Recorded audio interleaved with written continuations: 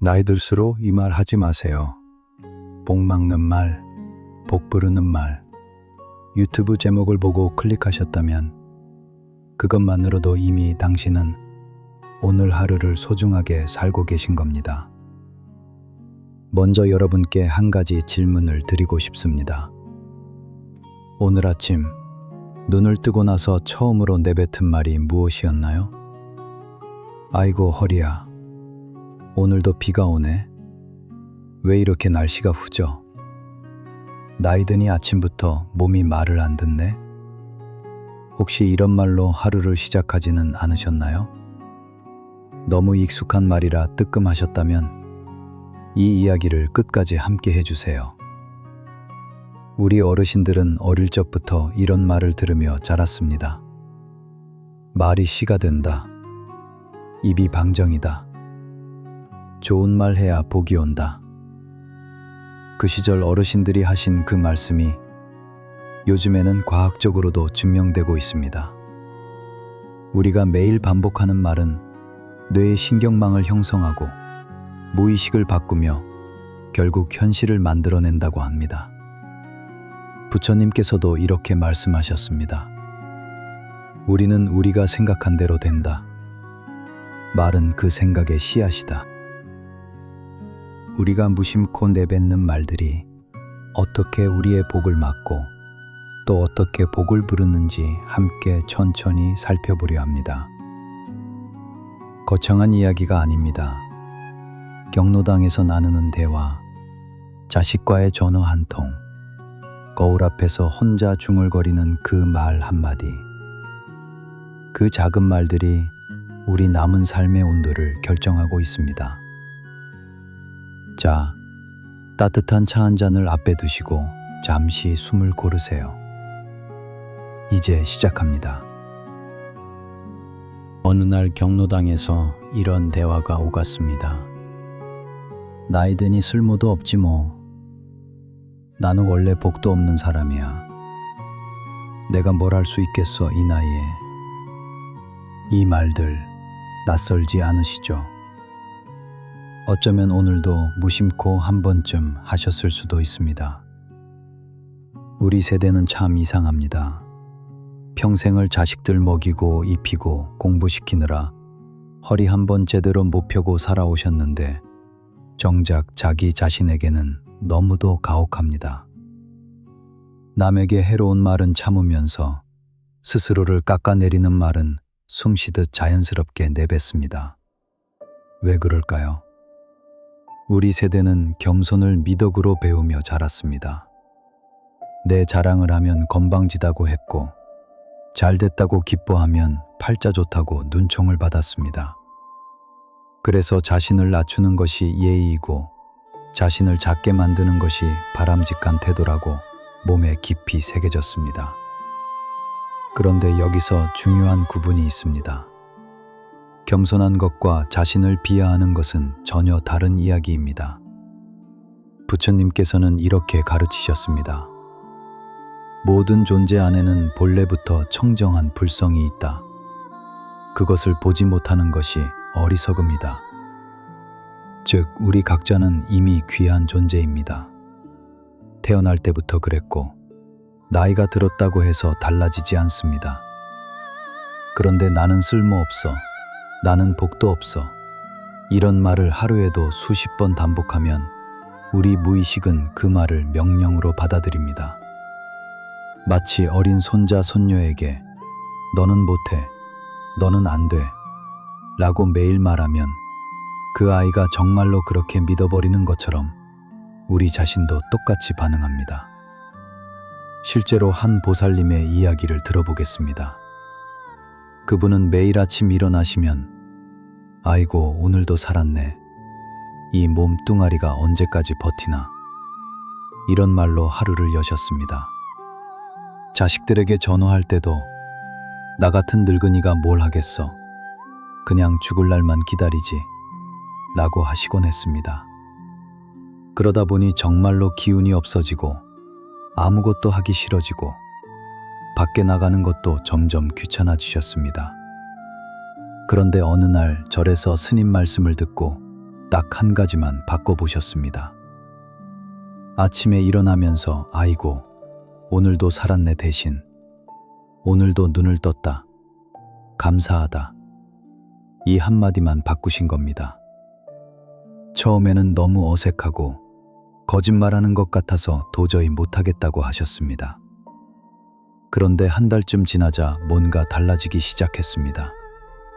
밥맛이 돌아오고 이웃집 할머니랑 이야기하는 게 재미있어지고 손자한테 전화를 먼저 하게 되셨습니다. 말 하나를 바꿨을 뿐인데 삶의 온도가 달라지기 시작한 겁니다. 여러분, 지금 이 순간도 여러분 안에는 귀한 것들이 가득합니다. 수십 년을 살아오며 쌓아온 경험과 지혜, 가족을 위해 희생해온 그 따뜻한 마음, 이 나이까지 버텨온 그 놀라운 생명력, 이것들이 모두 당신 안에 있습니다. 그러니 이제는 자신에게 이렇게 말해보세요. 나는 이 나이까지 정말 수고했다. 나는 지금도 충분히 소중한 사람이다. 나는 아직 할 수 있는 것들이 있다. 처음엔 어색합니다. 괜찮습니다. 어색한 채로 해보세요. 21일만 해보십시오. 반드시 달라지는 게 느껴지실 겁니다. 이제 우리 마음 가장 가까운 곳에 있는 이야기를 해보겠습니다. 바로 자식 이야기입니다. 경로당에 가면 어떤 이야기가 가장 많이 나올까요? 그렇습니다. 자식 이야기입니다. 자식 자랑, 자식 걱정, 자식 원망. 이 세 가지가 빙글빙글 돌고 돌며 노년의 대화를 가득 채웁니다. 그런데 자세히 들어보면 이 세 가지 이야기 모두에 보이지 않는 상처가 묻어 있습니다. 자식 자랑을 하는 분의 마음속에는 나도 인정받고 싶다는 갈망이 있고, 자식 걱정을 하는 분의 마음속에는 아직도 내가 필요한 사람이고 싶다는 바람이 있으며, 자식 원망을 하는 분의 마음속에는 내가 이만큼 했는데 왜 몰라주냐는 서러움이 있습니다. 다 이해합니다. 그 마음이 틀린 것이 아닙니다. 그런데 여기서 한 가지 여쭤보겠습니다. 그 말들이 결국 여러분을 더 행복하게 만들어주던가요? 자식 자랑을 했더니 친구의 눈빛이 달라지고, 자식 걱정을 털어놓았더니 마음이 더 무거워지고, 자식 원망을 했더니 뒤돌아서면 더 쓸쓸해지는 경험, 다들 한 번쯤은 있으실 겁니다. 부처님께서는 이렇게 말씀하셨습니다. 자식은 내 것이 아니다. 인연으로 잠시 내 곁에 머물다 제 길을 가는 존재다. 이 말씀이 처음에는 참 서운하게 들립니다. 내가 어떻게 키웠는데 내 것이 아니라니. 그런데 이 말씀의 진짜 뜻은 자식을 포기하라는 것이 아닙니다. 자식을 자유롭게 놓아주라는 것이고, 동시에 당신 자신도 자식으로부터 자유로워지라는 것입니다. 자식에게 기대를 걸수록 그 기대가 채워지지 않을 때 우리 마음은 그만큼 무너집니다. 그리고 그 무너진 마음이 말로 흘러나옵니다. 자식이 전화 한 통 안 한다. 명절에 왔다가 너무 빨리 간다. 손자 한 번 더 보고 싶은데 바쁘다고 한다. 이런 말들이 쌓이면 자식도 부모 생각에 마음이 무거워져서 오히려 더 연락을 못하게 됩니다. 우리가 바라는 것과 정반대의 결과가 나오는 거지요. 그렇다면 어떻게 말해야 할까요? 자식이 바빠서 연락이 뜸할 때, 내가 잘 키운 덕분에 저 혼자 잘 살고 있구나. 이 한마디로 마음을 돌려보세요. 자식에게 전화할 때, 바쁜데 전화해서 미안해. 엄마는 괜찮아. 잘 지내지? 이렇게 시작해보세요. 자식에 대한 이야기를 친구들과 나눌 때, 우리 아이, 제 길 걷고 있어요. 잘 살고 있죠? 이 짧은 한마디가 얼마나 품위 있고 아름다운지 여러분도 느끼실 겁니다. 자식에 대한 걱정과 기대를 사랑으로 바꾸는 것, 그 사랑을 표현하는 말을 바꾸는 것, 그것이 자식과의 관계를 오래도록 따뜻하게 지켜가는 지혜입니다. 이번 장에서는 우리가 가장 흔하게 빠지는 함정에 대해 이야기해 보겠습니다. 바로 불평입니다. 나이 드니 몸이 말을 안 들어. 요즘 물가가 왜 이렇게 올랐어? 세상이 변해도 너무 변했어. 자식들이 어릴 때는 그렇지 않았는데, 우리 때는 이게 아니었는데. 어느 것 하나 틀린 말이 아닙니다. 다 사실입니다. 그런데 이런 불평을 하루에 10번, 20번 반복하면 어떻게 될까요? 우리 뇌는 이 불평은 현실로 인식해서 세상을 더욱 힘들고 불편하게 느끼도록 신호를 보내기 시작합니다. 불평이 많은 사람은 좋은 일이 생겨도 좋은 일로 받아들이지 못합니다. 모처럼 날씨가 좋아도 오늘 날씨 좋네 대신 이런 날이 며칠이나 가겠어 하고 의심합니다. 맛있는 걸 먹어도 오래 먹지도 못할 텐데 하고 한숨을 쉽니다. 이것은 세상이 나쁜 것이 아니라 눈에 끼인 먹구름 때문에 세상이 어둡게 보이는 것입니다. 부처님께서는 이렇게 말씀하셨습니다. 일체 유심조. 모든 것은 오직 마음이 만들어낸다. 같은 세상을 어떻게 보느냐는 전적으로 마음에 달려있다. 불평을 감사로 바꾸는 것. 이것이 말처럼 쉽지 않다는 것 압니다. 그런데 방법이 있습니다. 불평이 나오려 할 때 딱 한 가지 질문을 스스로에게 던져보세요. 이 상황에서 내가 감사할 수 있는 것이 단 하나라도 있는가? 무릎이 아파서 걷기 힘들다고 불평하고 싶을 때, 그래도 내 두 발로 걸을 수 있다는 게 감사하다. 물가가 올라서 장보기 힘들다고 불평하고 싶을 때, 그래도 오늘 먹을 것이 있다는 게 감사하다. 자식이 연락이 없다고 불평하고 싶을 때, 그 자식이 살아서 잘 지내고 있다는 게 감사하다. 이렇게 감사거리 하나를 찾아내면 불평의 힘이 절반으로 줄어듭니다. 오늘부터 딱 하나만 연습해 보십시오. 하루에 딱 3가지 감사한 것 찾기. 잠자리에 들기 전 눈을 감고 오늘 하루 감사했던 것 3가지만 떠올려 보세요. 크지 않아도 됩니다. 따뜻한 밥 먹었다.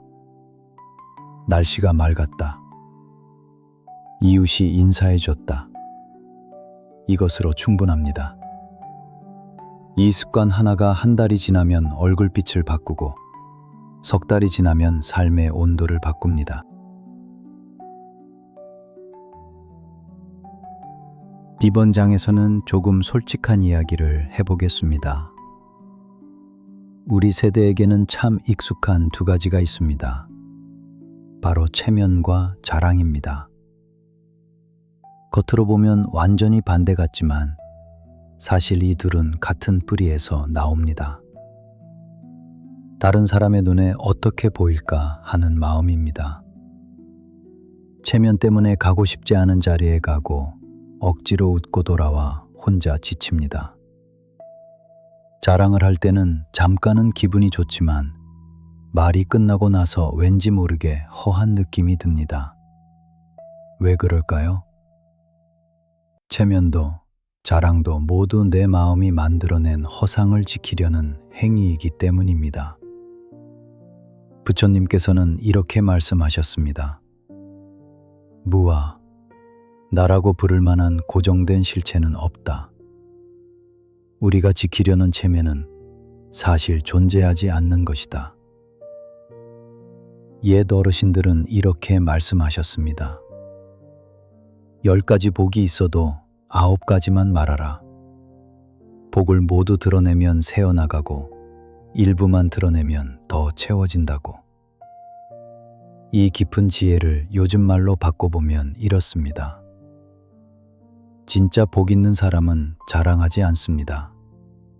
오히려 가진 것을 감추고 없는 것처럼 겸손하게 삽니다. 그런데 우리는 왜 자랑을 하고 싶어질까요? 인정받고 싶기 때문입니다. 내가 헛살지 않았다는 것을 확인받고 싶기 때문입니다. 이 마음, 너무나 당연한 인간의 마음입니다. 그런데 자랑으로 그 인정을 채우려 하면 절대로 채워지지 않습니다. 자랑할수록 오히려 더 공허해집니다. 진정한 인정은 자랑에서 오지 않습니다. 겸손하고 따뜻한 태도에서 옵니다. 체면에 대해서도 한마디 드리겠습니다. 이 나이쯤 되면 이제 체면이라는 옷을 조금 내려놓아도 됩니다. 초대받았는데 가기 힘들면 솔직하게 말하세요. 이번엔 몸이 불편해서 어렵겠어요. 마음은 함께해요. 이 한마디면 충분합니다. 빈손으로 가기 부담스러우면 빈손으로 가세요. 대신 진심을 가지고 가세요. 체면 때문에 억지로 차린 선물보다 진심이 담긴 빈손이 훨씬 더 따뜻하게 상대 마음에 닿습니다. 자랑과 체면을 내려놓을 때 오히려 더 많은 것들이 채워지기 시작합니다. 왜냐하면 그 자리에 진짜 당신이 들어오기 때문입니다. 지금까지 복을 막는 말들을 살펴보았습니다. 이제는 복을 부르는 말 이야기를 해보겠습니다. 어렵지 않습니다. 오늘 당장 시작할 수 있는 3가지 습관을 드리겠습니다. 첫 번째 습관, 아침을 여는 말을 바꾸세요. 눈을 뜨는 순간이 하루 전체의 색깔을 결정합니다.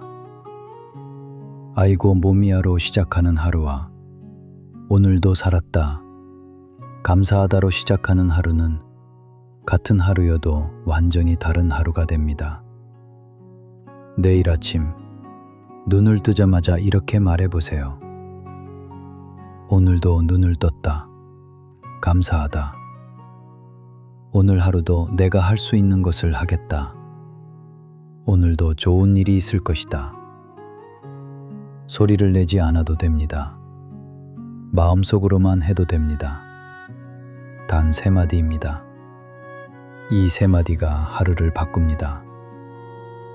두 번째 습관, 만나는 사람에게 따뜻한 말 한마디를 드리세요. 경로당에 가면, 이웃집 할머니를 만나면, 마트 계산원과 눈이 마주치면 이렇게 말해보세요. 오늘 얼굴이 좋아 보여요. 수고하십니다. 감사해요. 잘 지내시죠? 이 짧은 말 한마디가 상대방의 하루를 밝게 만들고 그 밝은 에너지가 고스란히 나에게 돌아옵니다. 부처님께서는 이렇게 말씀하셨습니다. 애어랑스러운 말은 그것을 받는 사람의 마음을 열 뿐 아니라 그것을 건네는 사람의 마음도 함께 열린다. 남에게 좋은 말을 건네는 것은 사실 나 자신에게 좋은 말을 건네는 것과 같습니다. 세 번째 습관, 하루를 마칠 때 자신을 칭찬해 주세요. 잠자리에 들기 전 거울을 보거나 눈을 감고 스스로에게 이렇게 말해보세요. 오늘도 수고했어. 오늘도 잘 버텼어. 이 나이까지 이렇게 살아온 게 정말 대단해. 주름진 얼굴, 굵어진 손마디, 굽어진 허리. 이것들이 부끄러운 것이 아닙니다. 수십 년을 살아낸 증거이고 세상의 무게를 이겨낸 훈장입니다. 그 얼굴을 사랑해 주세요. 그 손을 고마워해 주세요. 그 몸에게 수고했다고 말해 주세요. 이 3가지 습관은 아침에 하나, 낮에 하나, 밤에 하나, 하루에 딱 3번의 말 바꾸기입니다. 돈이 드는 것도 아니고 어디 가야 하는 것도 아닙니다. 지금 이 자리에서 오늘부터 시작할 수 있습니다. 오늘 우리가 나눈 이야기를 마음속에 한번 담아볼까요? 자신을 깎아내리는 말 대신 자신을 격려하는 말로, 자식에게 기대와 원망의 말 대신 사랑과 응원의 말로, 억울함과 원망의 말 대신 용서와 내려놓음의 말로, 불평과 한탄의 말 대신 감사와 만족의 말로, 체면과 자랑의 말 대신 겸손과 진심의 말로, 그리고 매일 아침 감사의 말로 하루를 열고 매일 밤 스스로를 칭찬하는 말로 하루를 마무리하세요. 이것이 정보입니다. 거창하지 않습니다. 복잡하지 않습니다. 지금 당장 시작할 수 있습니다. 부처님께서 마지막으로 남기신 말씀이 있습니다. 모든 것은 변한다. 방일하지 말고 정진하라. 이 말씀은 열심히 살라는 뜻이 아닙니다. 매 순간 깨어 있어라, 알아차리라는 뜻입니다. 내가 지금 어떤 말을 하고 있는지, 그 말이 나를 세우는지 무너뜨리는지, 그 말이 관계를 따뜻하게 하는지 차갑게 하는지, 그것을 알아차리는 것, 그것이 바로 정진입니다. 여러분, 오늘 이 자리에 앉아 1시간을 함께 하신 것만으로도 이미 좋은 씨앗 하나를 심으셨습니다. 그 씨앗이 작고 느리게 자랄지라도 반드시 열매를 맺습니다. 인생의 봄에 심은 씨앗이 여름과 가을을 지나 겨울에 결실을 맺듯이 지금 이 순간 내뱉는 좋은 말 한마디가 여러분의 남은 날들을 따뜻하게 채워줄 것입니다. 말이 씨가 됩니다. 좋은 말을 심으십시오. 복된 삶이 자랍니다. 오늘 하루도 정말 수고하셨습니다. 늘 건강하시고 늘 평화로우시기를 두 손 모아 기원합니다.